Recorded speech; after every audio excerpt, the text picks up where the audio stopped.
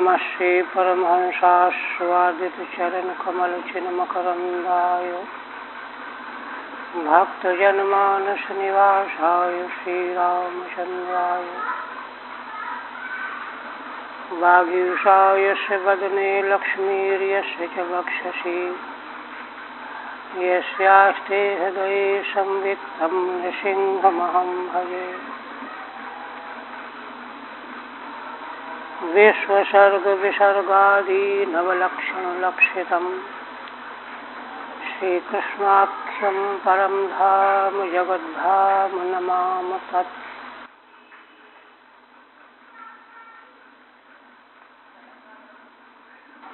परम आदरणीय यति वृंद, भक्त वृंद एवं श्रोत्र वृंद,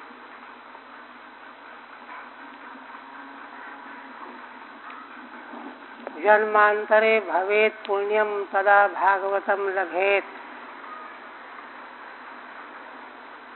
इस उक्ति के अनुसार भगवान के परम अनुग्रह स्वरूप श्रीमद्भागवत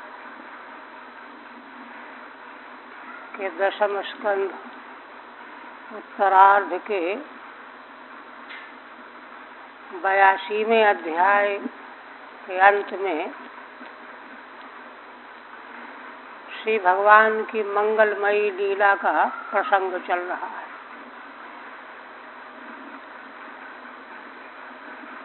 मूल के हिसाब से तो बात पूरी हो गई थी, किंतु अंतिम 2 पद्यों की टीका रह गई। पूर्व प्रसंग में भगवान का दर्शन करके सारे भूमंडल से आई हुई जनता, राजे महाराजे, रिश्तेदार, संबंधी और सारे यदुवंशी, वृष्णिवंशी, ये सब के सब भगवान के दर्शन से कृतकृत्य हो गए, परमानंद का आनंद प्राप्त करने लगे। तो भगवान सुखदेव जी ने इस मंगलमयी आनंदमयी लीला के प्रसंग में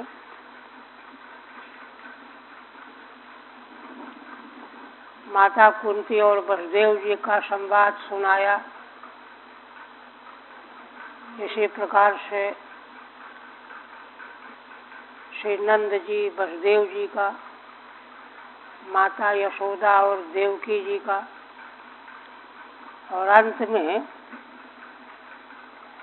भगवान की परम प्रेयसी गोपियां भगवान का दर्शन करके तृप्त हो गई, कृतकृत्य हो।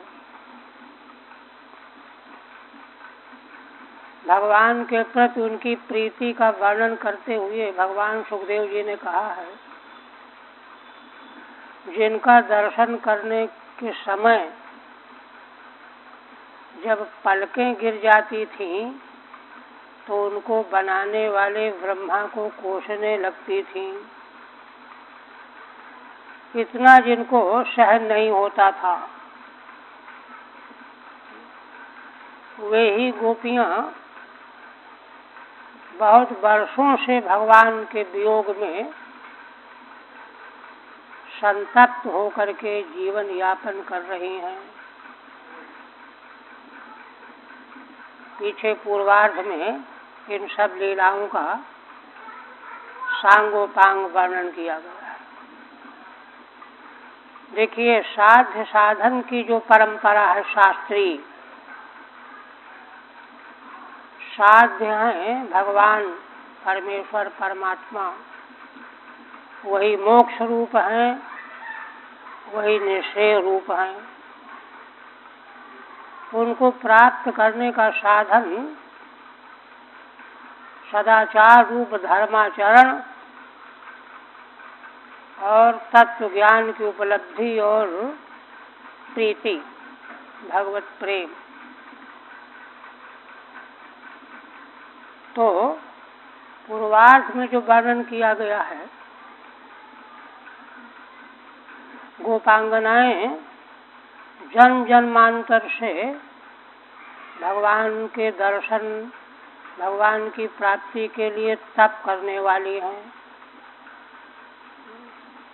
उनकी तपस्या की साधना, धर्माचरण की साधना जब पूरी हो गई, तब उनको भगवान के इस अवतार में मंगलमय दर्शन और आलिंगन आदि का परम सुख प्राप्त हुआ।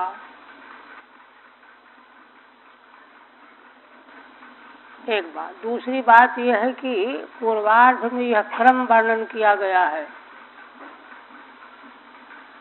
अंतिम उपलब्धि क्रमशः होती है ना,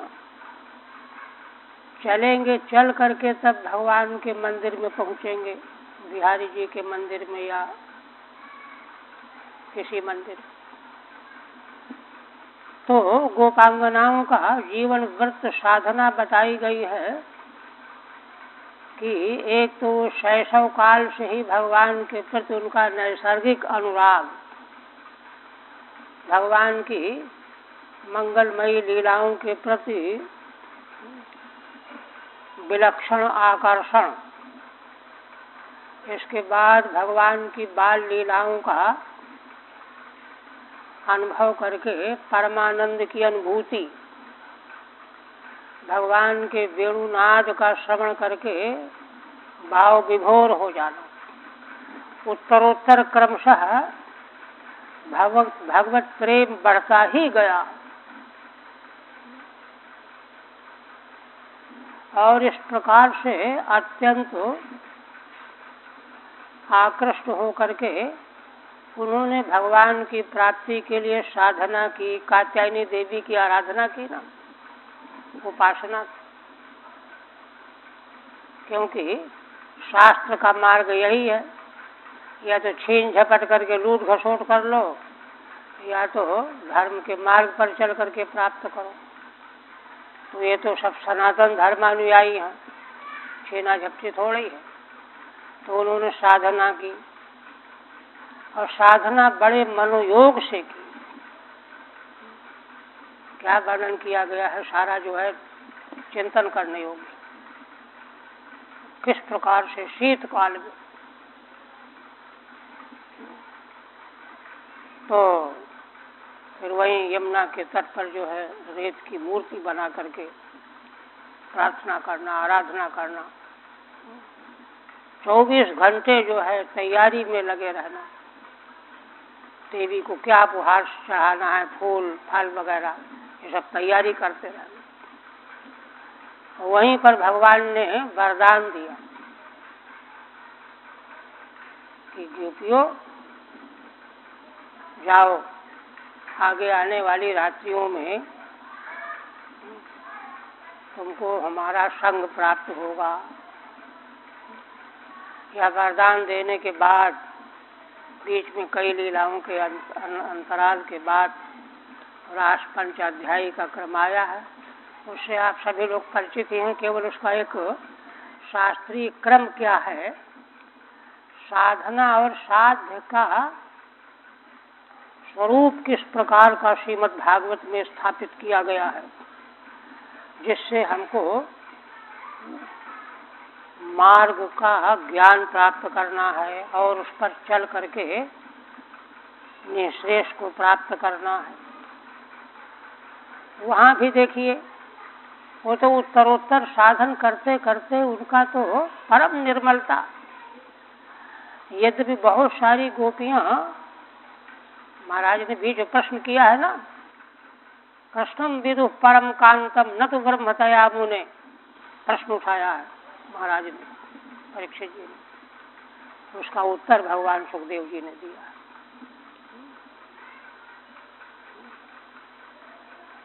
भगवान सुखदेव ने उत्तर दिया कि देखो, भगवान की अभिव्यक्ति ही इसलिए हुई है, जैसे अमृत को कोई साधारण जल समझ करके पी लेगा तो भी वो अमर किए बिना नहीं रहेगा। वस्तु शक्ति ज्ञान की अपेक्षा नहीं करती। कोई आग में हाथ डाले और जल जाए तो कहे कि अरे हम तो जानते नहीं थे कि जलाती, फिर क्यों जला दिया इसने, ये कोई बात थोड़े हुई। वस्तु शक्ति जो है ज्ञान की अपेक्षा नहीं करती। तो भगवान जो है कोई पांच भौतिक विग्रह थोड़े है।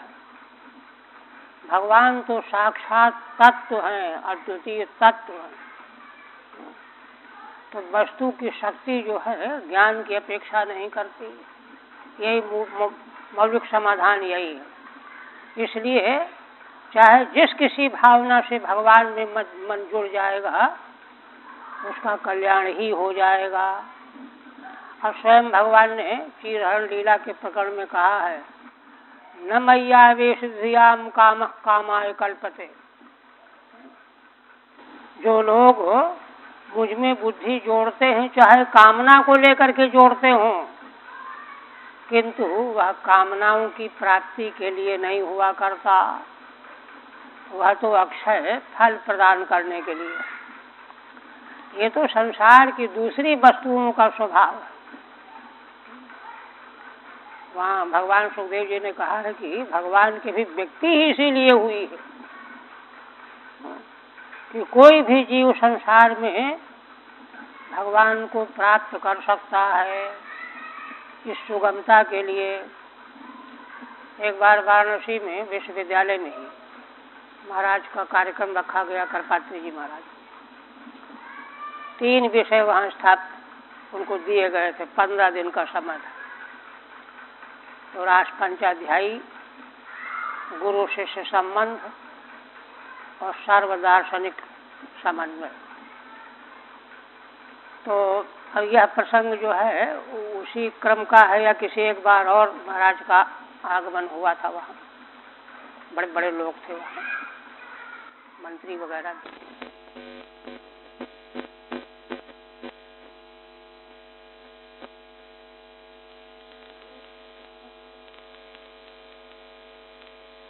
सारा साध्य साधन स्वरूप जो शास्त्रों में निबद्ध किया गया है उसको शास्त्र की दृष्टि से समझना चाहिए।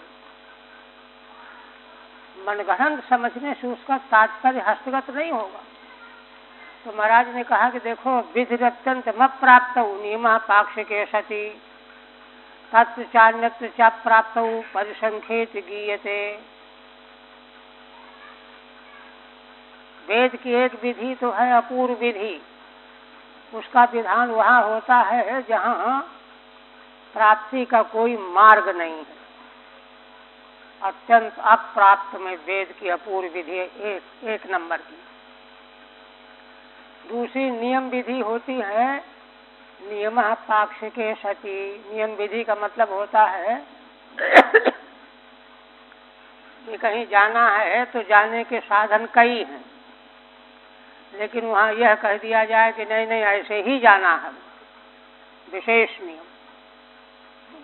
इसका मतलब है कि उस विधि का तात्पर्य है कि उस साधन के द्वारा जो अपूर्व रूप शक्ति फल की उत्पत्ति होगी वह अन्य साधन अपनाने से नहीं होगी। विस्तार से इसका विवेचन किया जाए तो जैसे व्रीहीन अवहंत, ये वेद की विधि। व्रीही यज्ञ में प्रयोग करने वाले जौ को कूटता है, विधि है यह नियम विधि है। क्यों? देखो, जौ का प्रयोग वेद में यज्ञ में करना है तो उसको कूट करके छिलका निकालने से मतलब है। तो छिलका निकालने के और भी तरीके हैं। कई लोगों को बैठाल करके पानी में भिगो करके सुखा करके रगड़ करके भी छिलका निकाला जा सकता है, और विधान है। किंतु वहाँ वेद कहता है कि नहीं, आवाहनने नहीं वो गृहीणाम निस्तुषीकरणम कुर्यात्। आवाहनन के द्वारा ही व्रीही को निस्तुषीकरण करना चाहिए। वो भी याज्ञिक ऋत्विज करेंगे, वैदिक। तो ये नियम विधि। नियम विधि का अगर उपेक्षा कर दी जाएगी तो अपूर्व उत्पन्न नहीं होगा, यज्ञ जो है त्रुटिपूर्ण हो जाएगा। और तीसरी विधि है परिसंख्या। परिसंख्या विधि का मतलब होता है कि जैसे कोई व्यक्ति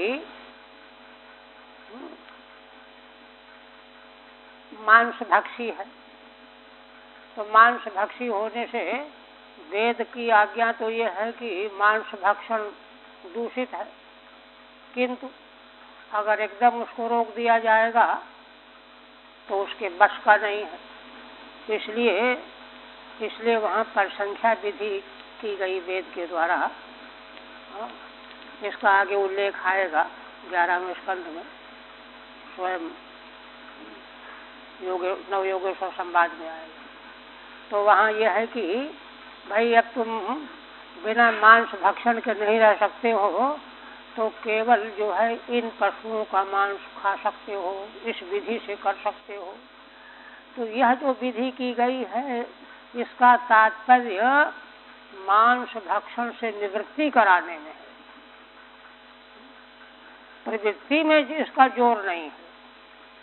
तो इसी तरह से महाराज ने वहाँ अपने व्याख्यान में बताया कि इसी प्रकार से संसार के विषयों में जो आकर्षण है, शब्द स्पर्श रूप रस गंध, स्वाभाविक है आकर्षण। कठोपनिषद की श्रुति है, परांचिखान व्यक्तन स्वयंभू तस्मात् परांग पश्यति नान्तरात्मन। स्वयंभू परमात्मा ने इंद्रियों को बहिर्मुखी बनाया है, इसलिए सारे जीव बाहर देखते हैं, अंतरात्मा की ओर देखते ही नहीं है। कश्चित धीरः प्रत्यगात्मान मैच्छताव्रत चक्षुरमृतत्वमिच्छन्। कोई धीर पुरुष आत्मा की ओर देखना आरंभ करता है, वह कब? आवृत चक्षुओं को घुमा लेता है, इधर देखता रहा, इधर से देखना बंद करके इधर देखने लगा।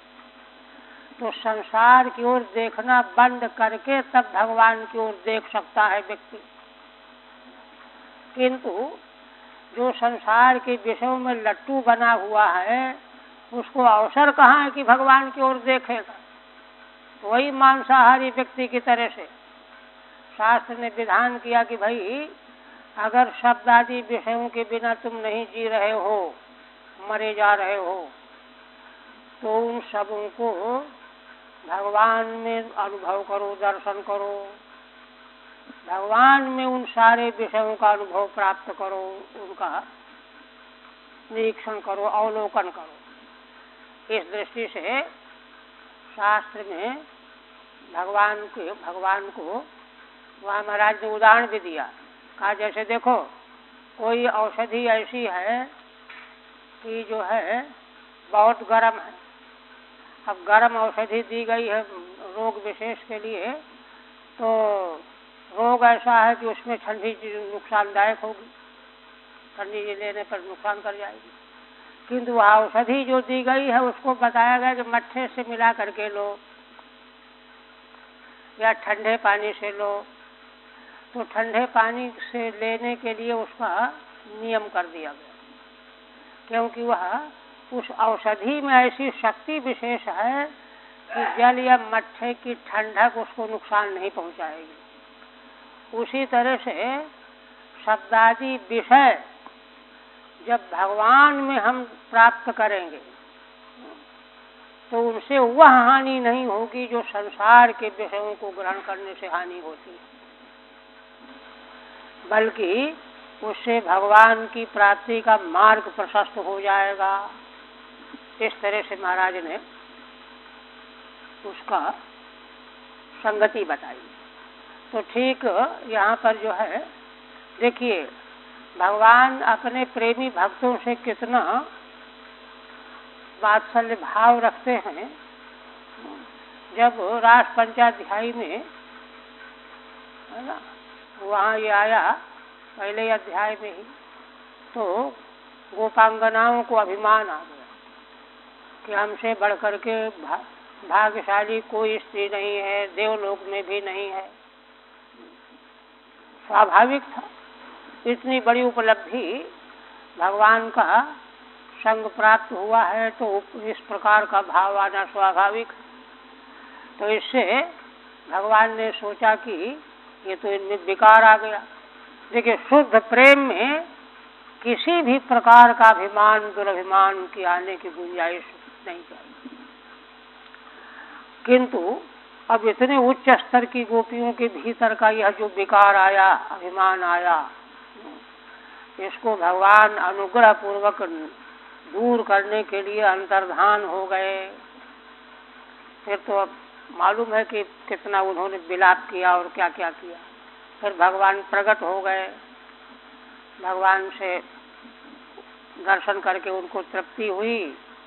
अंतिम अध्याय में रासलीला हुई, तो वहाँ ये बात स्पष्ट की गई है कि भगवान भक्त के सारी कमियों को, न्यूनताओं को दूर करके उसको पूर्ण बना करके फिर पूरी तरह से अपनाते हैं। इसके बाद देखिए, जब भगवान से वियोग हो गया, मथुरा चले गए, तो बेचैन हो गई, बहुत दुखी हुई जाने के समय में ही। ये सब उद्धव जी को संदेश भेजने के बाद भगवान ने जो संदेशा कहलवाया है, उसमें भगवान ने तो बहुत विस्तृत है। भगवान ने यह कहा कि देखो, मैं जो अपने प्रेमी जनों से अलग हो जाता हूँ, तो उसका कुछ यह मतलब नहीं है कि मैं प्रेम नहीं करता, बल्कि उसका मतलब ये होता है कि जिससे मेरे प्रति प्रेम का अनुराग उत्तरोत्तर पराकाष्ठा को प्राप्त कर ले, पक जाए। क्योंकि वियोग में, विरह के समय में प्रेमी के हृदय में प्रियतम को प्राप्त करने की जो प्रबल आकांक्षा और प्राप्ति नहीं होने पर जो संताप होता है, इससे वह प्रेम पकता है। कोई वस्तु पकाने के लिए गर्मी चाहिए ना, आँच चाहिए, ताप चाहिए। तो विरह में, विरह का जो ताप है वो उस प्रेम को संतप्त करता है, तपाता है, पकाता है, परिपक्व बनाता है। इसलिए, और उसका लक्षण क्या है कि मन के द्वारा जो है इतना जो है चिंतन हो, गहन चिंतन होना चाहिए कि चिंतन होते होते दूसरा सब कुछ भूल ही जाए। गोपियों का भगवत विरह में भगवत चिंतन पराकाष्ठा को पहुंच गया, देह गेह विस्मृत हो गई उनकी, उनको कोई होश नहीं था। और देखिए, पिछले दिन में हमने संकेत किया था कि उनके मन में किसी प्रकार का भगवान के प्रति यह नहीं है कि जो है, देखो ये पहले तो थोड़ी बात थी जो प्रश्नोत्तर में दूर हो गई थी, उनको अच्छी तरह मालूम है। इसीलिए उद्धव जी को उन्होंने जब कहा कि कुछ संदेशा कहना हो तो बताओ, हम कहेंगे जा करके, तो वहाँ वर्णन आया है कि ना कहा कि नहीं, उद्धव जी ने कहा कि हम जाकर के बताएंगे कि वो बड़े पीड़ित हैं। तो कहा नहीं, ऐसा मत कहना। देखिए, प्रेम की पहचान क्या है, विशुद्ध प्रेम। अगर ऐसा कहोगे तो भगवान बड़े दुखी हो जाएंगे, और उनको दुखी करके हम सुखी नहीं होना चाहते हैं। इसे आने की उन्होंने प्रार्थना भी नहीं की कि उनको भेज देना जाकर के, कहना के दर्शन दे आओ, कोई प्रार्थना नहीं। क्यों? कारण क्या है? वो ये चाहती हैं कि भगवान जब स्वयं आना चाहेंगे तभी आना ठीक है। उनके न चाहने पर उनको बुलाना और बुला करके उनका दर्शन करना चाहना, ये तो स्वार्थ हो गया, स्वसुख सुखित्व हो गया। ये लौकिकता है, सांसारिकता है, ये विशुद्ध प्रेम रूपता नहीं है। पहचान चाहिए। इसलिए उन्होंने मना किया उद्धव जी से। और श्री राधा जी ने तो यहाँ तक कहा कि देखो, यहाँ की दशा का वर्णन एक दिन में मत करना। दूसरी बातें करते करते बीच में थोड़ा सा एक दिन बता दिया, फिर छोड़ दिया, फिर 2-4 दिनों के बाद थोड़ा सा बता दिया, नहीं तो वे बेचैन हो जाएंगे, भगवान बेचैन हो जाएंगे, व्यग्र हो जाएंगे, दुखी हो जाएंगे। देखिए, भोलापन कितना, भगवान तो सर्वज्ञ है, उनको बताने पर मालूम पड़ेगा क्या? वो तो अपने से मालूम है उनको। किंतु उपासक जीव की मनोदशा क्या है, जो विशुद्ध प्रेम की पराकाष्ठा को प्राप्त करने वाली है। इस तरह से तत्सुख सुखित्व की पराकाष्ठा को प्राप्त उनका प्रेम, और इसके बाद जो है उसी अवस्था में उनका समय यापन होता रहा, बहुत वर्ष हो गए। भगवान शादी विवाह हो गया और फिर प्रसंगात द्वारिकापुरी चले गए। द्वारिकापुरी में रहते हुए बहुत वर्षों के बाद आज कुरुक्षेत्र में सूर्य ग्रहण के प्रकरण में यहाँ भेंट हुई है। तो भेंट होकर के देखिए, उन्होंने तुरंत जाकर के भगवान का दर्शन किया और तृप्त हो गई, कृतकृत्य हो गई। भगवान के स्वरूप का नेत्रों के द्वारा हृदय मिला करके मन से आलिंगन करके उनका सारा ताप दूर हो गया। देखिए, यहाँ भगवान सुखदेव जी ने वर्णन किया है कि उनकी इस दशा को जान करके भगवान उनके पास एकांत में गए। क्या मतलब? भगवान उनकी परिपक्वता को जान गए। साधक की परिपक्वावस्था कैसी होती है, ये गुरु जानेंगे या भगवान जानेंगे, और कौन जानेगा? तो जान करके अब इनको परम फल, अंतिम उपदेश, जो महावाक्य का उपदेश जिसको कहना चाहिए, उसके योग्य हो गई हैं, परिपक्व हो गई हैं। तब भगवान ने जाकर के पहले स्वभाव वसात और तरह की बातें की, और फिर बात करते करते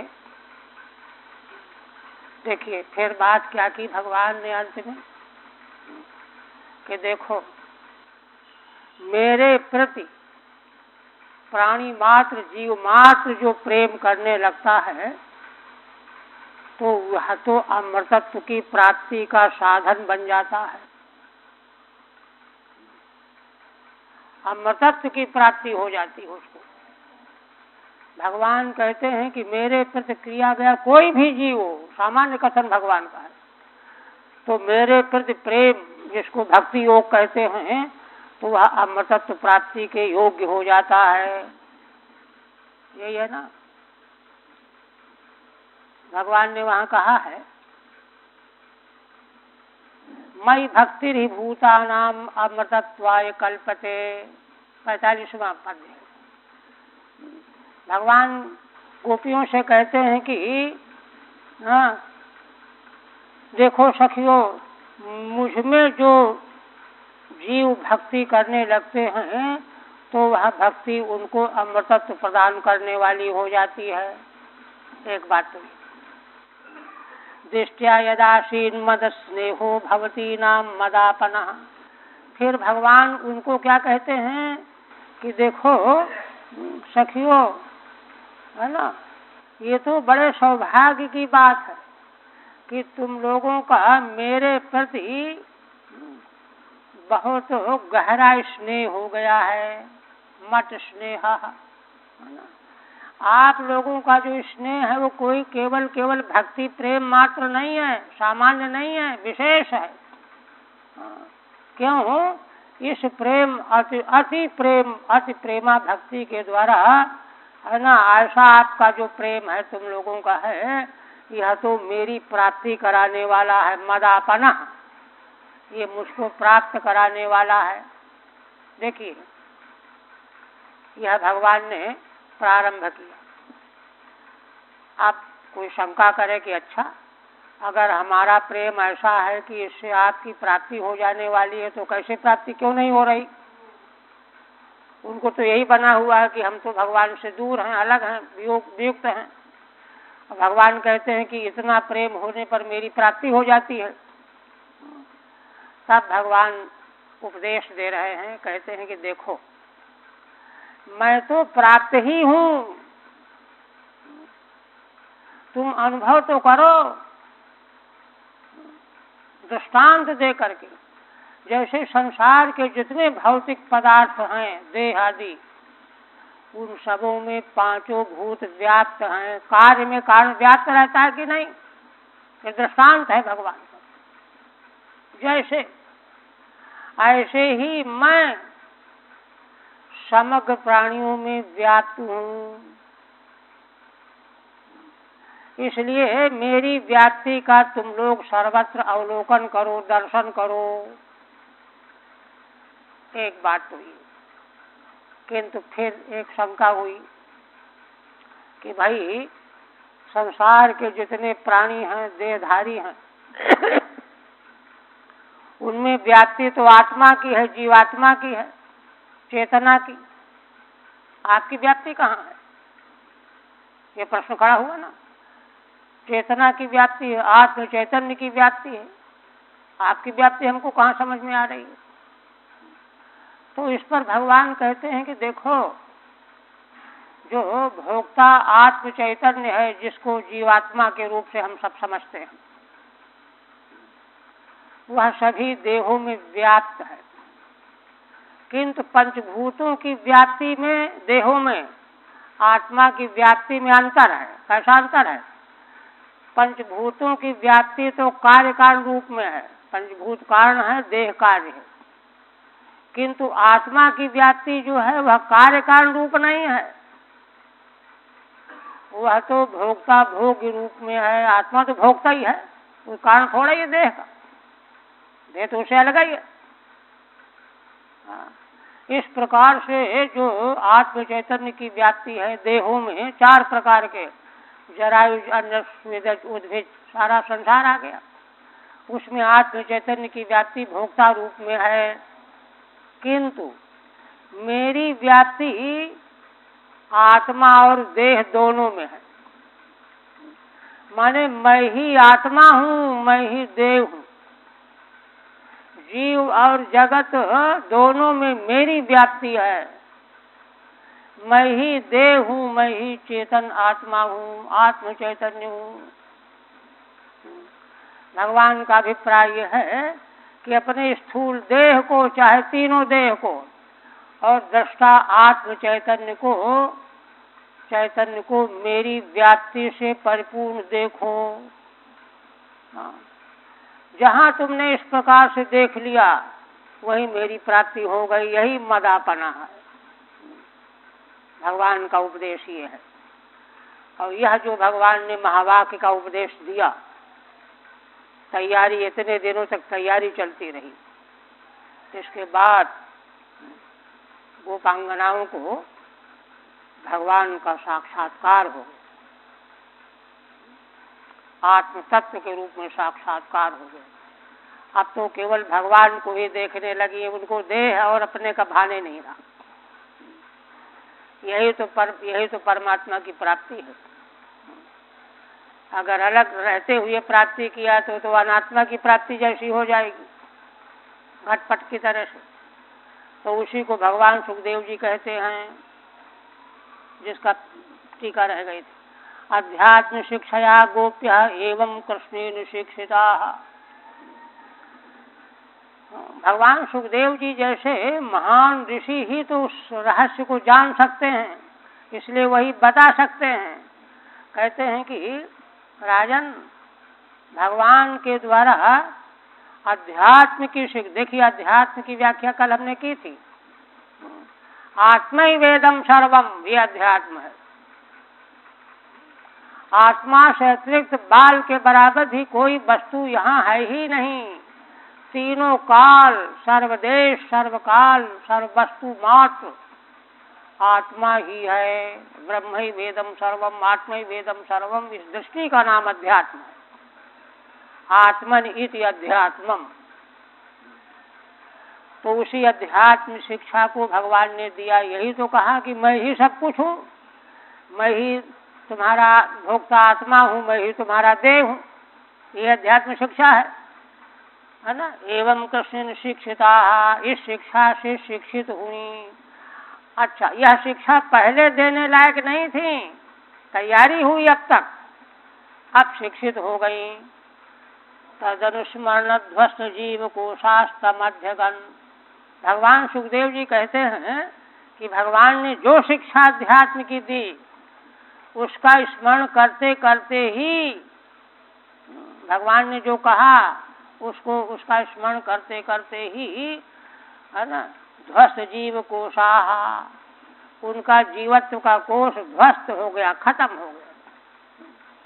वह तो अज्ञान से दिखाई दे रहा था।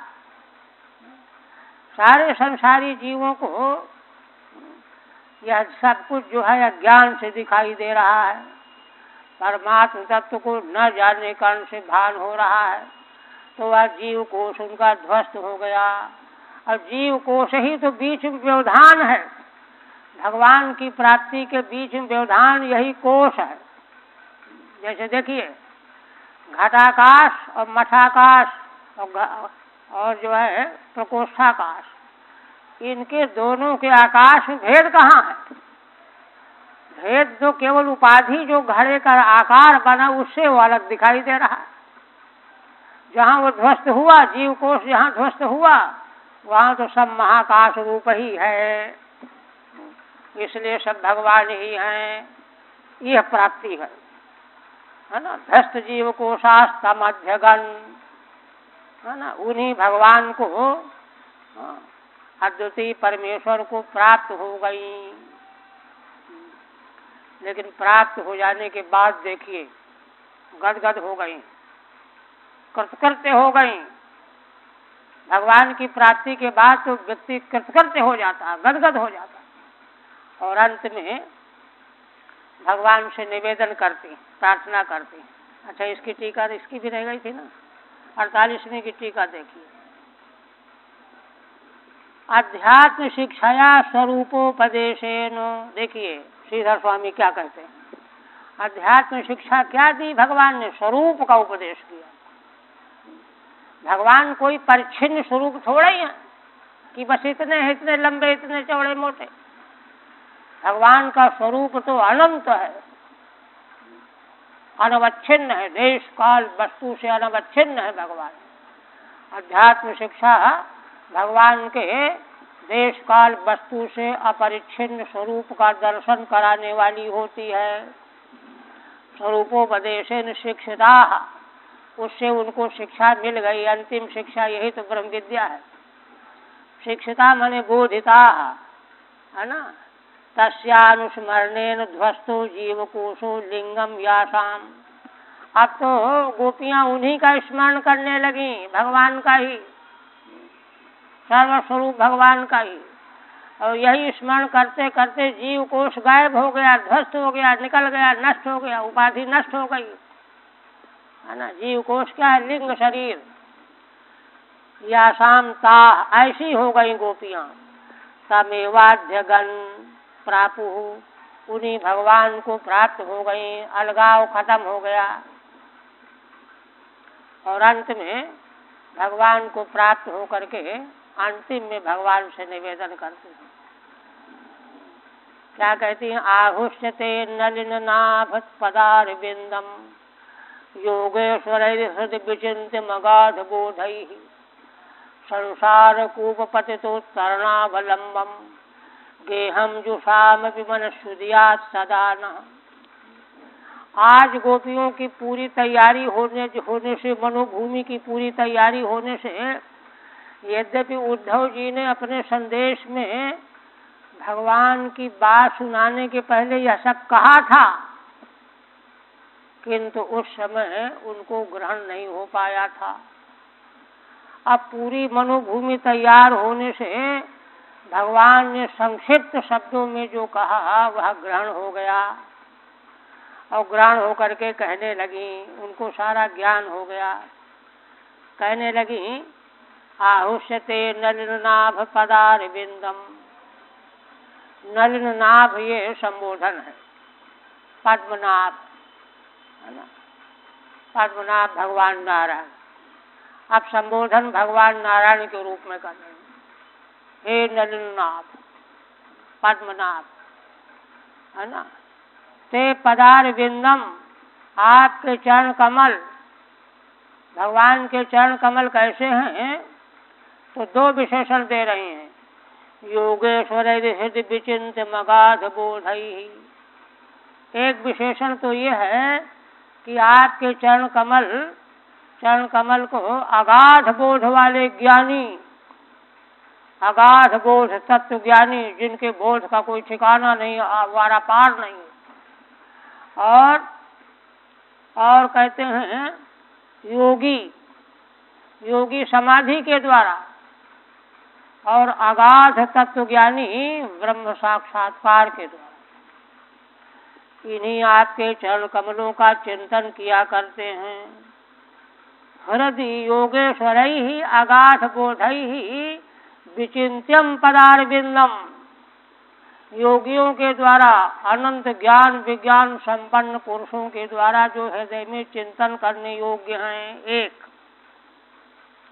दूसरा संसार कूपपतितो तरणावलंबम, बाकी सारे जीव जो संसार के कुएं में गिरे पड़े हैं, अंधे हैं, दिखता नहीं है, उससे पार पाने के लिए रो रहे हैं, चिल्ला रहे हैं, कोई उनको बचाने वाला नहीं है ना। सौभाग्य से कोई सत्पुरुष ने बताया कि भगवान के चरणों का अवलंबन लो, तो संसार रूपी कुएं में पतित गिरे हुए जीवों के अवलंबन आपके वे चरण कमल हैं।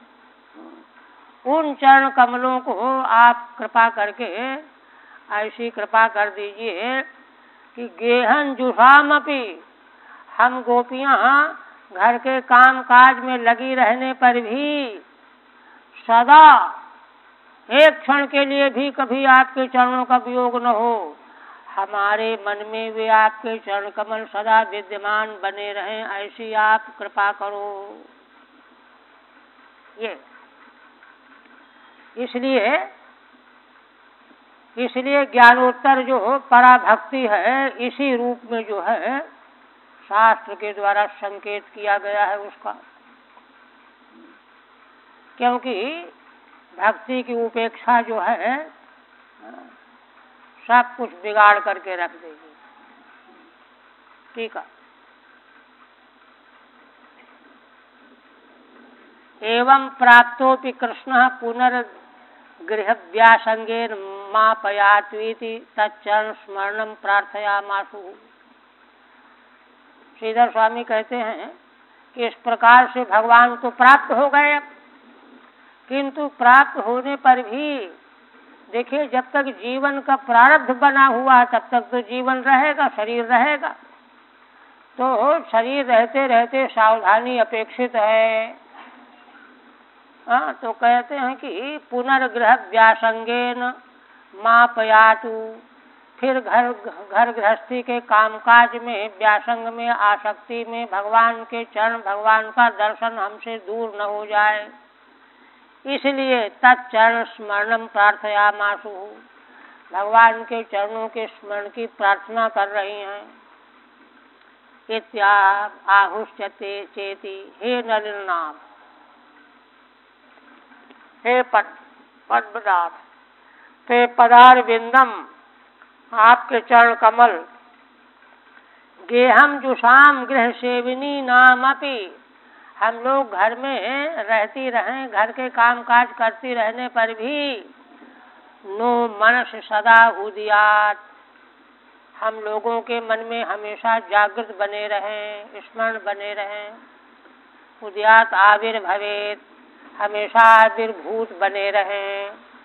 और दोनों विशेषणों की व्याख्या नहीं की श्रीधर स्वामी ने, क्योंकि मूल से स्पष्ट है वह, आप यह कृपा करो हम पर, आशा कह करके कृतकृत्य हो गई, मौन हो गई गोपियां।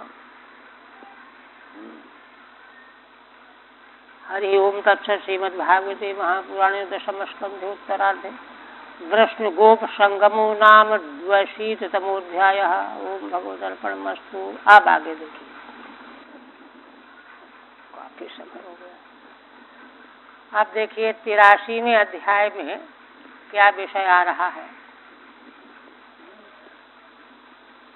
श्रीधर स्वामी कहते हैं, त्र्यशीतितम एवं च स्त्रीणाम कृष्ण कथोत्सवे द्रौपद्यै कृष्ण भार्याभिः उक्ता सत्स्वस्व करग्रहा। श्री श्रीधर स्वामी जी कहते हैं कि आगे 83वें अध्याय में पीछे देखिए, संसार के तीर्थाटन के प्रसंग में आए हुए राजाओं का संग बताया गया, उनका सत्संग हुआ, उन्होंने भगवान की महिमा का गुणगान किया, मेल जोल करके भी हुआ। और गोपांगनाओं का प्रसंग हुआ। इसके बाद स्त्रियां जब आपस में मिली, पुरुष पुरुषों में मिले, स्त्रियां स्त्रियों में मिली, पीछे बता चुके हैं, तो उनके बीच में भी भगवान के संबंध में ही चर्चा छिड़ी, भगवान के संबंध की ही चर्चा छिड़ गई स्त्रियों के संगम में भी। वही कहते हैं स्त्री नाम कृष्ण कथोत्सवे, भगवान श्री कृष्ण की कथा का उत्सव हुआ उनके बीच में। भगवान की मंगलमयी लीला कथाओं को उत्सव की तरह से उन्होंने प्राप्त किया, सुना सुनाया। जो सुन रही थी उनको महान आनंद आ रहा था, जो सुना रही थी उनको महान आनंद आ रहा था। दोनों को, सुनने सुनाने वाली सबको महान उत्सव जैसा आनंद आ रहा था। भगवत तत्व तो है ही ऐसा, ये प्रिय सब ही जहाँ लगी प्राणी। भगवान से तो शत्रु भी प्रेम करते हैं। देखिए रामायण में वर्णन आया है, खरदूषण जब युद्ध के लिए आ गए भगवान श्री राम लक्ष्मण के पास, तो भगवान ने उनका संहार किया, किंतु जब युद्ध कर रहे थे उद्दंड तो थे ही, तो वहाँ उनके उद्गार देखिए, यद्यपि भगनी की न कुरूपा पर बध लायक नहीं पुरुष अनूपा। मुग्ध हो गए। यद्यपि इन्होंने हमारी बहन को कुरूप बना दिया है, नाक कान काट लिया है, लेकिन ये बध करने लायक नहीं। कहते हैं कि हमने अपने जीवन में ऐसा सौंदर्य कहीं देखा ही नहीं। ये है भगवान का आकर्षण। तो धर्मात्मा, सर्वाधिक आकर्षण तो धर्मात्मा पुरुषों में होता है। तो यहाँ तो सब धर्मात्मा एकत्र हैं, उनके आनंद का और महान उत्सव का क्या कहना है। इसलिए कहते हैं प्रसंग किसका है, द्रौपदी कृष्ण भार्या भी उक्ता शाश्वस्व करग्रहा।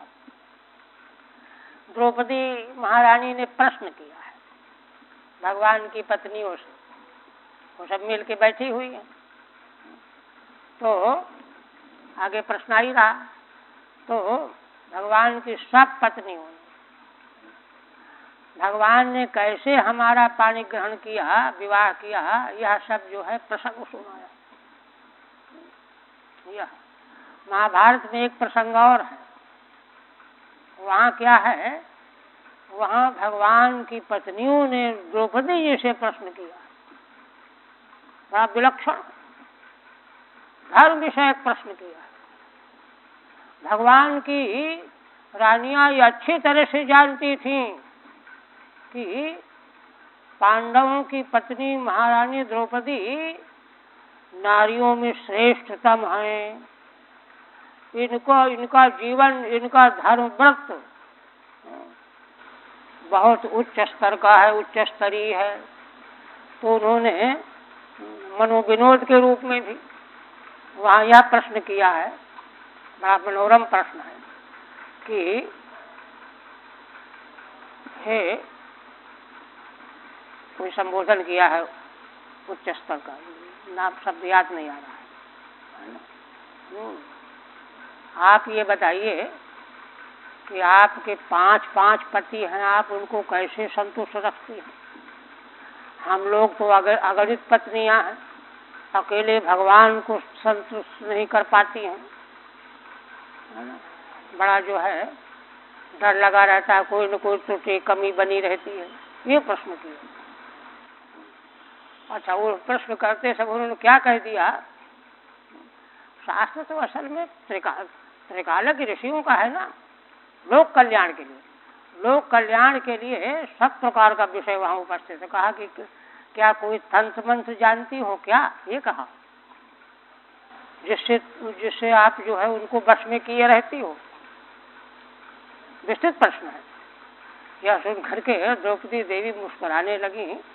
मुस्कुराने के बाद गंभीर हो गई और कहा कि देखो देवियों,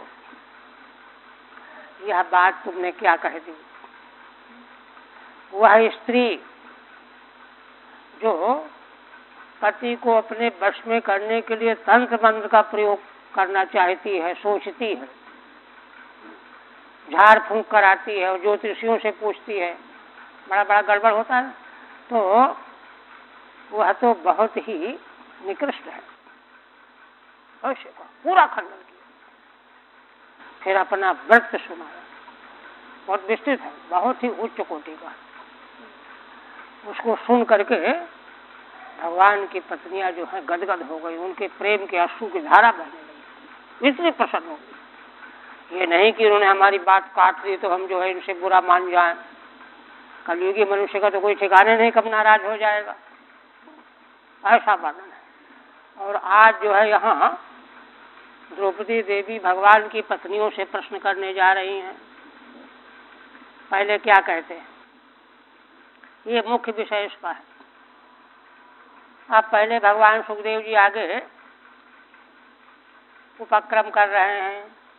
क्या कहते हैं, तथा अनुग्रही भगवान गोपीनाम स गुरुर्गति युधिष्ठिरम अथा पृच्छत सर्वांश सुहृदोव्ययम्। भगवान सुखदेव जी कहते हैं कि राजन, इस प्रकार से भगवान उन गोपियों की परम गति भी हैं और उनके परम गुरु भी हैं। वे भगवान गुरु तो सारे संसार के हैं, जगत गुरु हैं, और सारे संसार की अंतिम गति तो वही है।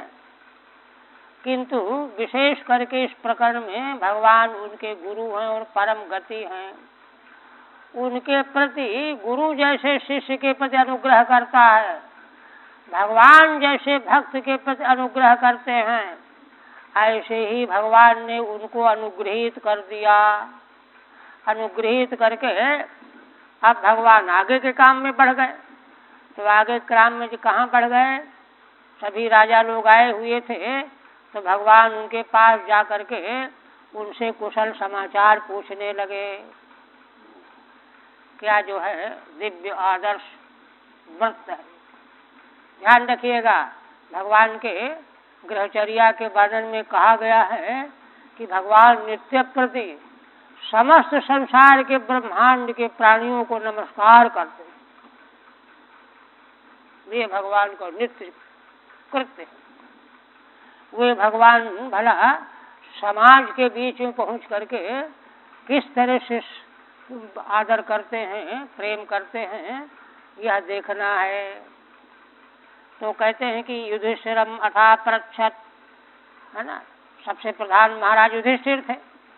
उनसे प्रश्न किया कि ये सब, है ना, घर द्वार ठीक है, राज्य का सब ठीक चल रहा है, और सर्वांश सुहृदोव्ययम्, बाकी और सारे जो सुहृद हैं, हितैषी, प्रेमी, मित्र, भक्त, उनसे भी अव्यय मने कुशल समाचार, अव्यय मने कुशलम, ये प्रश्न किया। ताएवं लोकनाथेनो परिपृष्टा सुसत्कृताः प्रत्युचुर्हृष्ट मनसस्तत्पादीक्षा हतांघसः। भगवान सुखदेव जी देखिए इस प्रसंग को संक्षेप में नहीं कर रहे हैं, क्योंकि भाव शास्त्र है यह। इस प्रकार का भाव जिसके जीवन में है, जिसको प्राप्त है, वही फल है।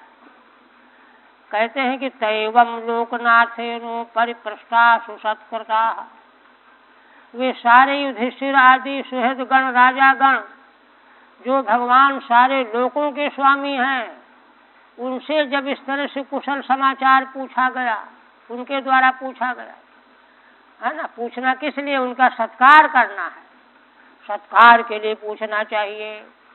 सुसत्कृता, प्रश्न पूर्वक सत्कार किया गया। तब वे उनको भगवान को उत्तर देने लगे। प्रत्युचुर हष्ट मनसस्तत्पादेक्षा हतांघसः, देखिए, भगवान सुखदेव जी कहते हैं, एक तो वे सब के सब राजा गण सुहृद गण भगवान के चरणों का दर्शन करके उनके सारे पाप नष्ट हो गए। तत्पादेक्षा हतांघसा, तत् माने भगवान के चरणों का ईक्षण मन दर्शन करने से, है ना, हतानि सर्वाणि अंगानि ये शांते, जिनके सारे पाप नष्ट हो गए हैं। तत्पादेक्षा हतांघसा हुए अतएव हृष्ट मनसा, इसलिए भगवान के द्वारा सत्कृत होकर के उनके मन प्रसन्न हो गए, गदगद हो गए। देखो, भगवान तो सारे संसार के स्वामी होकर के कैसा छोटा बन करके, छोटे बन करके हमसे पूछ रहे हैं, है ना।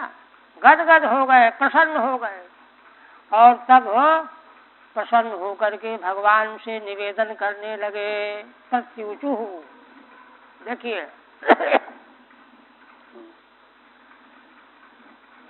ये जो प्रथम स्कंद में फल बताया गया है कि श्रीमद् भागवत के मंगल में परिशीलन से भगवान में प्रेम भक्ति जग जाती, पैदा हो जाती।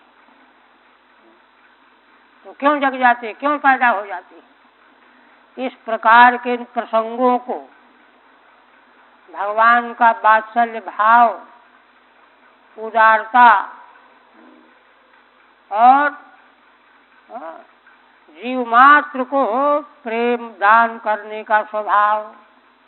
देखिए, प्रथम स्कंद में वर्णन आया है कि बहुत महीने रहने के बाद जब भगवान ने आग्रह किया जाने के लिए, यज्ञ के प्रसंग में आए थे प्रथम स्कंद में, तो उसी समय जो है अश्वत्थामा ने गड़बड़ किया, तो भगवान ने परीक्षित की गर्भावस्था में रक्षा की, माता कुंती ने स्तुति की और आज्ञा लेकर के जाने लगे। तो बड़ा वर्णन आया है, क्या क्या उद्गार व्यक्त हुआ। फिर भगवान जब द्वारिकापुरी आ गए तो सारा नगर शंख ध्वनि सुन करके गदगद हो गया, दौड़ पड़े सब, झाड़ू लगाने वाले तक सब दौड़ पड़े और माता पिता के चरणों में भगवान ने प्रणाम किया। जो बराबर के थे उनसे गले मिले, जो मित्र कल्प थे उनको हाथ मिलाया।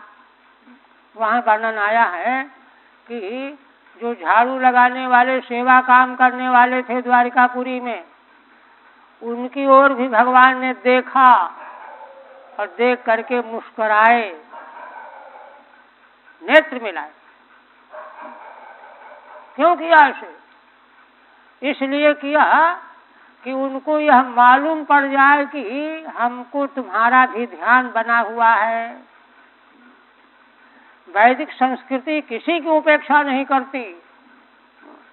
जिसका डिंडिम घोष सर्वम खल्विदम ब्रह्म है, वहाँ लोक व्यवहार में उपेक्षा का प्रश्न कहाँ से आ गया? ये है शास्त्र। तो उन भगवान से जो है प्रसन्न होकर के गदगद वाणी में वे कहने लगे। ठीक है, तत्पादेक्षया हतम अंघो ये शांते, भगवान के चरणों का दर्शन प्राप्त करके उनके सारे पाप नष्ट हो गए हैं। इसलिए वे गदगद मन से भगवान से निवेदन करने लगे। देखिए, बहुत ऊंची बात कहते हैं। और देखिए, ऊंची बात कौन कहता है? जो भगवान का प्रेमी होता है, भक्त होता है। भगवान का प्रेमी और भक्त कौन होता है? जिसका हृदय इतना निर्मल होता है, वही तो भगवान का भक्त होगा। उसी में ये उद्गार निकलेंगे, क्या? कुतो शिवम त्वच्चरणाम्बुजाशवम महान्मनस्थो मुखनिसृतं क्वचित् पिबन्ति ये कर्णपुटैरलं प्रभो देहं भृतां देहकृतस्मृतिच्छिदम्। देखिए, वे सारे सुहृदगण राजागण क्या कह रहे हैं कि अरे भगवान, आप हमसे कुशल समाचार पूछ रहे हो। हम तो यह समझते हैं कि उन लोगों का अशिव माने अकुशल कभी हो ही नहीं सकता। अशिवम कुतः, कल्याण उनका कैसे हो सकता है, कैसे हो सकता है, कहाँ हो सकता है, किनका? कहते हैं कि जो त्वच्चरणाम्बुजा शवम महान मनस्तो मुकुनिश्रुतम क्वचित, जो आपके चरण कमलों का आशव मादक अमृत कहाँ से प्राप्त हो सकता है? महान पुरुषों के मन से निकला हुआ होता है। महान पुरुषों के हृदय में वह आपके चरणाम्बुज का मधुर आशव होता है, भरा होता है।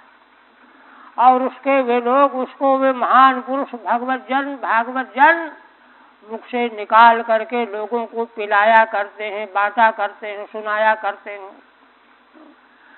तो जो आपके उस चरण कमल के आशव रूपी अमृत को महान पुरुषों के मन में रहने वाले को जो उन्हीं के मुख से निश्चित होने पर जो पान किया करते हैं, ये पिबंती, उन लोगों को क्वचित माने कभी भी अशिव अकल्याण भला कैसे हो सकता है? ये है बात। ये कर्ण पुटई ही जो अपने कान के दोनों से पिया करते हैं, पान किया करते हैं। कितनी ऊंची चीज है भगवान की दिव्य मंगलमयी कथा। किंतु जो अभागे हैं उसके पास नहीं जाते। पूर्व पाप के कारण हर चर्चा न सुहाए, ज्यों बुखार के अंश में भोजन से रुचि जाए। प्रभो अलम प्रभो देहम भृताम देह कदस्मृति छिदम। देखिए, एक बात तो उन्होंने ये कही कि उनके जीवन में कल्याण कभी आ ही नहीं सकता। एक तो ये महान बात। दूसरी बात इतना ही नहीं, माने संसार में जो है सुखी बने रहे, कोई विपत्ति नहीं आई, तो इससे क्या? भगवान शंकराचार्य की प्रश्नोत्तरी में है, को दीर्घ रोगो भव एव साधो। ये लंबी बीमारी जो बुखार आ गया या ये हो गया, ये कुछ नहीं है। लंबी बीमारी ये संसार ही है, दीर्घ रोग है ये। इससे निपटो, इससे बचो अपने को। वो दीर्घ रोगो भव एव साधो। कहते अच्छा, इससे कैसे बचे? किम औषधं तस्य, उसकी औषधि क्या है? विचार एवं, उसकी औषधि है विचार। और वह विचार करने पर वह औषधि क्या मिल जाएगी? भगवान के चरण कमल की नौका। अपार संसार समुद्र मध्य सम्मज्जतो में शरणम किमस्ति। इस अपार संसार समुद्र के बीच में मैं डूब रहा हूँ। शिष्य पूछ रहा है, गुरु से पूछ रहा है, गुरु कृपालु कृपया बदे तत्। हे कृपा सिंधु गुरु, आप कृपा करके बताओ, है ना, को बने मैं कैसे इसको पार करूं? तो गुरु कृपा करके उत्तर देते हैं कि भाई, विश्वेश पादाम्बुज दीर्घ नौका। जो विश्वेश भगवान हैं, उनके चरण कमल की लंबी नौका में बैठ जाओ, पार हो जाओगे। भगवान के चरण कमल की नौका इतनी भारी है कि सारा संसार बैठ जाए तो जगह की कमी नहीं है। दीर्घ नौका है ना। इसलिए नहीं कि जो हमने अपने कब्जे में कर रखा है दूसरे को भगवान नहीं मिलेंगे, ये दुराग्रह नहीं है ना। विश्वेश पादाम्बुज दीर्घ नौका, तो वही जो है नौका प्राप्त हो जाती है भगवान के मंगलमय दिव्य लीला चरित्रों का श्रवण करने से। और कहते हैं, देहम भृताम देह कदस्मृति छिदम। भगवान के चरण कमल कैसे हैं? देहम भृताम माने देह को धारण करने वाले जीव, संसारी जीव। देह को धारण करने वाले। देहम भरताम, देहम विभर्ति, माने देह एक बोझा है जैसे, उसको लादे हुए हैं सब जीव, आफत ही तो है। तो देहम भरताम है ना, देह कृत, देहधारियों का देह बनाने वाला कौन? ईश्वर, परमात्मा, भगवान, जिन्होंने हमारे देह बनाए हैं, ईश्वर ने बनाए हैं ना, सारे संसार को बनाया है। उनको हम भूले हुए हैं, उन भगवान को हम भूले हुए हैं, इसीलिए संसार में भटक रहे हैं। भूले हुए क्यों हैं? अज्ञान से, क्योंकि भगवान को ही छोड़ रखा है हमने, है ना। उनकी अस्मृति, अस्मृति माने विस्मृति, स्मृति न होना, स्मृति में विस्मृति होना। विस्मृति है ना, देह बनाने वाले जो भगवान हैं जीव मात्र के, उनकी विस्मृति, उनकी विस्मृति ही तो संसार के उपद्रव का कारण है। ये तो 50 बार बात कही जाती है। उस विस्मृति का छेदन करने वाले हैं भगवान के चरण कमल का स्मरण करना, विस्मृति छेदम है ना, विस्मृति का उच्छेदन करने वाले हैं। ठीक है, दूसरा है ना तत्, अच्छा तीसरा है महताम मनस्तः सकाशान मुख द्वार तो निःसृतम, महान पुरुषों के सकाश से, मुख के द्वारा जो निश्चित होने वाली भगवान की मंगलमयी कथाएं। क्वचित कदाचित देहम भरताम देहधारिणाम, उसमें भी कहते हैं कि क्वचित का अन्वय इधर कर दिया। कदाचित देहधारी, देहधारी जो जीव हैं, देहधारिणाम देहकृत चाशा अस्मृतिश्च अविद्या च, जो देह की रचना करने वाले भगवान ईश्वर, उनकी अस्मृति माने विस्मृति, विस्मृति अविद्या है।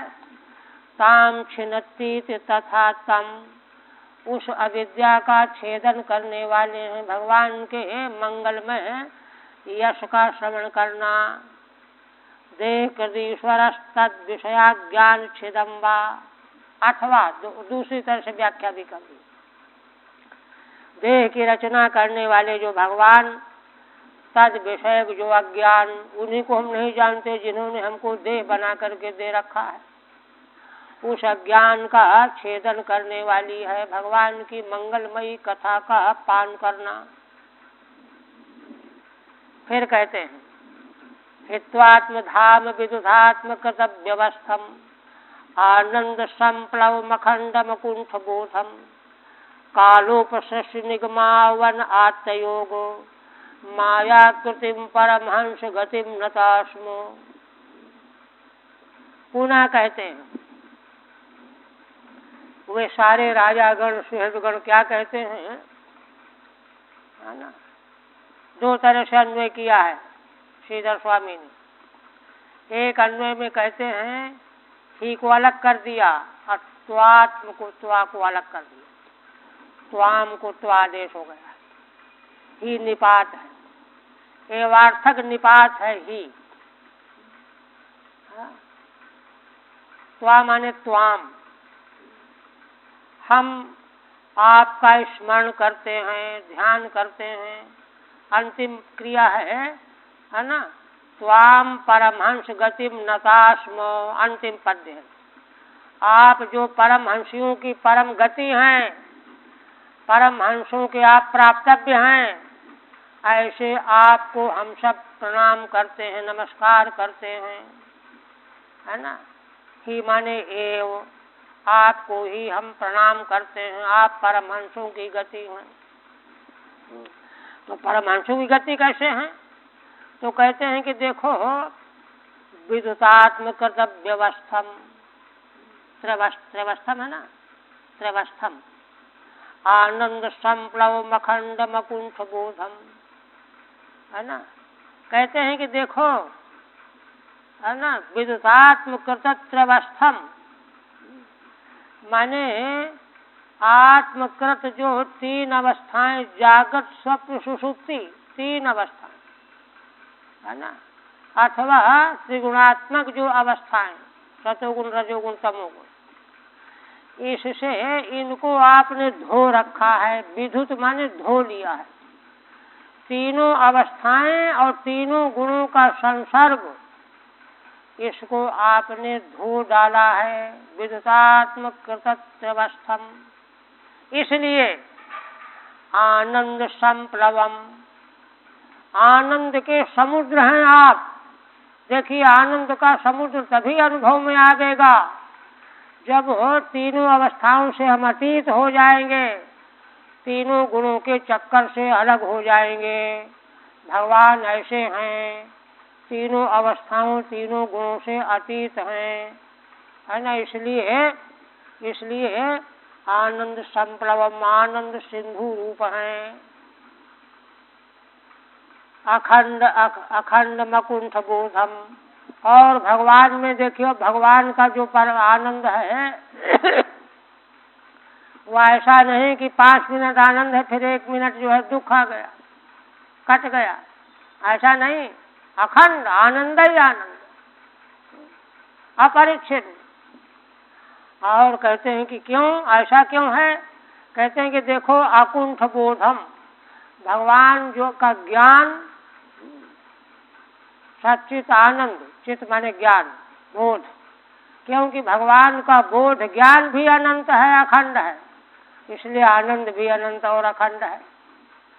ऐसे आपको हम प्रणाम करते हैं, नमस्कार करते हैं। तो कोई कहने लगा कि अरे, ये जो स्वरूप तुम बता रहे हो ये कहाँ है? ये तो हमारे शरीर जैसे ये भी है, इनको तुम ऐसा क्यों कहते हो? इस पर कहते हैं देखो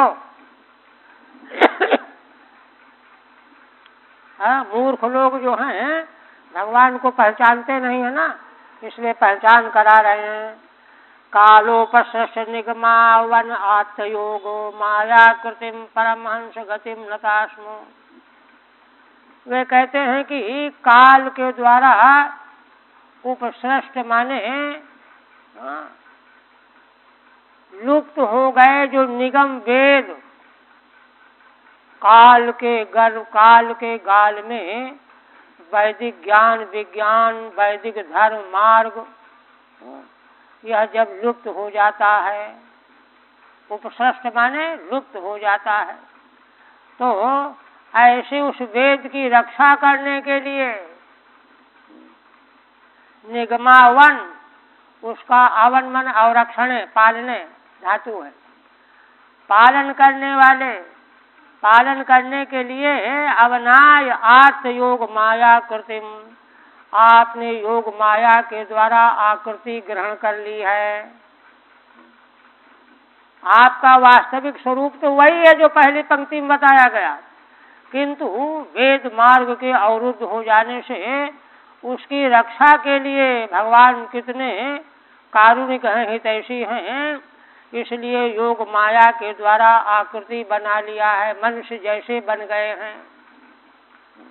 वास्तव में परमार्थतः तो आप परमहंसों की परम गति हैं, परमहंसों के अंतिम प्राप्तव्य हैं, ऐसे आपको हम नमस्कार करते हैं। ठीक है, चौथा है ना, कहाँ से है? अच्छा, सुन हित्वेति पदद्वयम, श्रीधर स्वामी 2 तरह से व्याख्या करते हैं। हित्वा माने त्याग करके एक अर्थ तो हो जाएगा, लेकिन कहते हैं कि नहीं, ही अलग है, त्वा अलग है, 2 पद है, एक पद नहीं है, अक्त्वा प्रत्यांत नहीं है, ही अलग है, त्वा अलग है। हाँ, त्वा का अर्थ क्या है? त्वाम को त्वा आदेश हो गया है, त्वाम ही एव त्वामेव नतास्मीत्यर्थः, हम आपके चरणों में नतमस्तक हो रहे हैं। कैसे हैं आप जिनके चरणों में नतमस्तक हो रहे हैं? कथम भूतम त्वाम नतास्म, तो कहते हैं आत्मधामना स्वरूप प्रकाशेन विधुता निरस्ता आत्मकृता बुद्धि निमित्ता तिस्रो अवस्था यस्मिन् तम। जिन आपके स्वरूप में, भगवान के स्वरूप में, है ना, आत्मधामना माने स्वरूप प्रकाशेन, तृतीयांत है, विधुता निरस्ता, धो दिए गए हैं, साफ कर दिए गए हैं, क्या है ना, आत्मकृता बुद्धि निमित्ता तीसरो अवस्था, बुद्धि के माध्यम से 3 अवस्थाएं, जागृत स्वप्न सुषुप्ति, है ना, और प्रकारांतर से जागृत अवस्था सतोगुण, स्वप्नावस्था रजोगुण, सुषुप्ति अवस्था तमोगुण अवस्था, ये जो है निरस्त हो गई हैं। विधुता का मतलब नष्ट हो गई हैं, ध्वस्त हो गई हैं।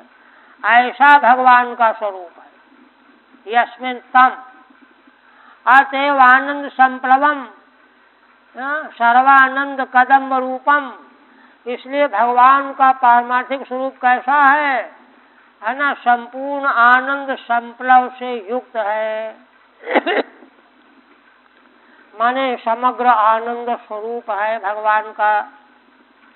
अखंडम, है ना, च अपरिच्छिन्नम। अखंडम माने अपरिच्छिन्न, ये नहीं कि थोड़ी देर आनंद है फिर दुख आ गया, फिर आ गया, फिर चला गया, ऐसा नहीं। यतो न कुंठः कुंठितो बोधः चित् शक्तिर यस्य तम। क्यों ऐसा आनंद भगवान का स्वरूप है?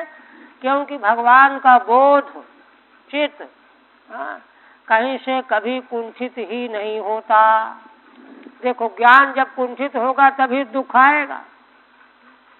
ज्ञान रूप भगवान को विस्मृत होकर के ही तो संसार का हर क्लेश प्राप्त होता है। भगवान का स्वरूप बोध कभी भी नष्ट नहीं होता। तम नन्वेम रूपता श्री कृष्ण होता है। आप किसी ने प्रश्न किया कि अरे इस प्रकार का स्वरूप भगवान श्री कृष्ण में कहाँ है? वे तो हमारे तुम्हारे जैसे हैं, इनको ऐसा क्यों कह रहे हो? तो कहते हैं अस्मदादिवत प्रतीते हैं। ये तो जैसे हम हैं वैसे ये हैं, हम लोगों को जैसे तो प्रतीत हो रही है। अत आहु, इस पर कहते हैं, क्या कहते हैं? कालोपसृष्टेति, कालेन उपसृष्टा विप्लुताश्च ते निगमाश्च। काल के द्वारा जो विप्लुत हो गए, खो गए हैं, दब गए हैं, आवृत हो गए हैं, निगम माने वेद, तेषाम अवने रक्षार्थम, उनकी रक्षा करने के लिए आत्ता उपात्ता योग माया आकृति ही ग्रहण कर लिया है। योग माया के द्वारा भगवान ने आकृति ग्रहण कर लिया है। नराकारा मूर्ति ही, मनुष्य के आकार वाली मूर्ति ग्रहण कर लिया है। ये न तम, उनके हम चरणों में नमस्कार करते हैं। और परमहंसा नाम गतिम त्वाम, आप परमहंसों की परम गति हैं, ऐसे आपको हम नमस्कार करते हैं। अतस्तव एवं रूपत्वादस्माकं च त्वन्माया मायैव तत्सर्व वैपरीत्यात् त्वामेव नतास्मीति। अब ही से एव अर्थ किया गया, तो एव अर्थ क्यों किया है उसको बता रहे हैं। कहते हैं कि क्योंकि आप इस प्रकार से परमार्थ स्वरूप हैं। अस्माकं च त्वन्मायया एतत् सर्व वैपरीत्यात्, किंतु हम लोग जितने भी जीव हैं आपकी माया के फेर में पड़ करके इससे विपरीत हो गए हैं, इसलिए दुख भोग रहे हैं, संसार में डूब उतरा रहे हैं। अतः त्वामेव नतास्मीति, इसलिए हम तुम्हारी चरणों में ही नमस्कार करते हैं। क्योंकि देखिए ब्रह्मसूत्र में उपास्य किसको कहा गया है, कई सूत्र है वहाँ। उपास्य भगवान ही हो सकते हैं। कई अधिकरणों में ना शरीरः उपास्य, शरीर में रहने वाला जीवात्मा उपास्य नहीं हो सकता। ये बहुत कई अधिकरणों में निर्णय किया गया है। इसलिए उपासना के योग्य की शरण जाना चाहिए। यह दूसरी तरह से। दूसरी व्याख्या में क्या कहते हैं? अब पहले हित्वा अलग अलग किया था, अब हित्वा त्याग करके, छोड़ करके आपके चरणों में हम नमस्कार कर रहे हैं। क्या छोड़ करके प्रश्न खड़ा होगा? तो देह गेह की मोह ममता छोड़, देह घर द्वार और की ममता छोड़ करके हम आपके चरणों में नमस्कार कर रहे हैं। ये दूसरी व्याख्या कर रहे हैं। यद्वा त्वामिति प्रकरणाज ज्ञातव्यम, तो कहते त्वाम फिर अर्थ कहाँ से आएगा? तो प्रकरण से आ जाएगा। जिन भगवान के ऐसे ये कह रहे हैं राजा लोग, वो तो सामने हैं ही, तो प्रकरण से उनका ग्रहण हो जाएगा। प्रकरणात है ना, ज्ञातव्यम त्वाम नतास्म, है ना, प्रकरण से जो त्वाम पद आया, ऐसे आपको हम नमस्कार करते हैं, है ना। हित्वा, अब हित्वा अलग हो गया ना। किम कर्त्वा, हित्वा छोड़ करके। क्या छोड़ करके? किम, आत्मधाम, आत्म माने अपना शरीर और धाम माने घर। आत्मधाम माने आत्मा, शरीरम, धाम गृहम, तच्च तच्च दोनों को माने दोनों में समाहारक द्वंद्व किया। समाहारक द्वंद्व इसलिए किया है कि दोनों को एक साथ ही छोड़ना है, नहीं तो घर तो छोड़ दिया, देश से ममता नहीं छूटी तो गड़बड़ हो जाएगा। इसलिए दोनों को छोड़ना है। तच्च तच्च समाहारक द्वंद्व है। देह दैहिक संगम परित्यज्यर्थ, देह और देह से दैहिक संग, क्योंकि दैहिक घर भी है, परिवार भी है, पुत्र परिवार सब दैहिक ही तो है। परित्यज्यर्थ समान मन्यत, और बाकी सब अर्थ समान ही है ना। यही रहने दीजिए, टाइम जाने होगी।